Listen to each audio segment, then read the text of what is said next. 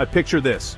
LAX, Tuesday afternoon, October 2025. The sun is shining, planes are lined up on the tarmac, but something feels off. The usual buzz of travelers, the honking of taxis, the laughter and chatter, it's all missing. Instead of the usual chaos, families rushing, languages mixing, suitcases rolling, there's an eerie quiet. The echo of footsteps replaces the symphony of rolling luggage and boarding calls. The legendary customs lines? Gone. Agents stand idle, waiting for travelers who never arrive. Duty-free shops? Staff outnumber customers. Shelves are fully stocked, but there's no one to browse, no one to buy. It feels like America threw a party, but no one showed up. The seats are empty. The baggage carousels spin for no one. This isn't a fluke. It's the new normal from JFK to SFO. Across the country, airports that once pulsed with life now stand as monuments to a busier past. America, once the world's crossroads, is seeing a dramatic drop in international visitors. The arrivals board is sparse, and the halls are nearly empty. The economic engine of tourism is sputtering, and the silence in airports is deafening. Taxi drivers wait for fares that never come, and shops close early, their lights dimmed. This is the result of policies that promise to put America first, but have left it last on travel itineraries. Frustrated travelers turn away, choosing other destinations. When you close the door, even a little, people stop knocking.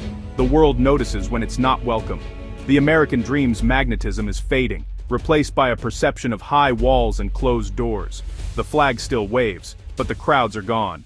The empty arrival halls aren't just an economic warning, they're a cultural one. Fewer visitors means fewer stories, fewer connections, and less understanding. Missed flights are now missed connections between cultures, economies, and people. The bridges that once brought the world together are left unused. And that silence, it should make America nervous. Because when airports go quiet, it's not just travel that stops. It's the heartbeat of a nation that begins to fade. Let's break it down. A tariff is just a tax on imported goods. The idea: make foreign products pricier so Americans buy local. The Trump administration's tariffs aim to protect U.S. industries and jobs, but the reality is different. Instead of foreign companies paying, American businesses and consumers foot the bill. Everyday items, appliances, shoes, car parts got more expensive. Tariffs function like a sales tax on ourselves, fueling inflation and straining families. Worse, they've soured America's relationships abroad. It's like charging your neighbors to bring food to your party. Next time, they'll just celebrate somewhere else. The result? America's global welcome mat is looking pretty worn. The numbers are in, and they paint a stark picture for the U.S. tourism industry.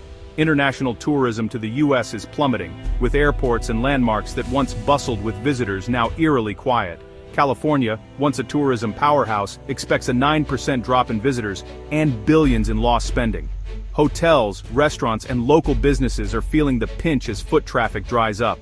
This isn't just a blip, it's a dramatic reversal of last year's growth, and the trend shows no sign of slowing down. The America against the world attitude is driving tourists away, as negative headlines and stricter policies make travelers think twice. People want to feel welcome when they travel. A smile at the border, a sense of safety, and a warm greeting can make all the difference. When the U.S. signals otherwise, travelers simply look elsewhere, choosing destinations where they feel valued and respected. Every canceled trip to the Grand Canyon or New York is a quiet vote against America, a silent protest that speaks volumes. These individual choices add up, creating a massive economic and cultural vacuum that ripples through communities and industries. The world is crossing the U.S. off its vacation list, and other countries are reaping the benefits as travelers flock to friendlier shores. The welcome sign is gone, and the message is clear. Visitors are searching for destinations that embrace them, not turn them away. America's loss is the world's gain, as vibrant cities and sunny beaches elsewhere fill with the travelers who once dreamed of visiting the U.S. Why the drop? It's about money and feelings. Tariffs spark trade wars, weakening foreign currencies and making U.S. trips pricier for international travelers. Inflation at home means everything, from hotels to Broadway tickets, costs more. Tourists aren't anti-America, they're just pro-budget. But it's not just about cost. America's image has taken a hit. The America First rhetoric has made the U.S. seem less welcoming, less open. Travel is emotional. People want to feel wanted and safe. Headlines about trade disputes and closed doors make the U.S. less appealing. Why vacation somewhere you feel unwelcome? America's profile still looks good, but the vibe is off. The world is swiping left, choosing destinations that feel more inviting. The U.S. is no longer the world's default choice. As America's tourism dims, other cities are thriving. Toronto, Dubai, and Singapore are rolling out the red carpet for global travelers. They offer world-class attractions, welcoming policies, and affordability. Toronto feels like America's friendly cousin, multicultural, English-speaking, and open. Dubai dazzles with luxury. Singapore blends East and West with efficiency and charm. These cities invest in tourism, streamline visas, and market themselves globally. While the U.S. debates tariffs, others build new terminals and welcome the world. The result? Record hotel occupancy abroad, while U.S. hotels face vacancies. The world has plenty of options, and America is no longer the obvious pick. The global travel map is being redrawn, and the U.S. is fading from the center. Fewer tourists isn't just an economic stat, it's lost jobs and struggling families. Empty hotel rooms lead to empty restaurants, fewer cab rides, and unsold tickets. The tourism industry supports millions of American jobs, many held by people living paycheck to paycheck.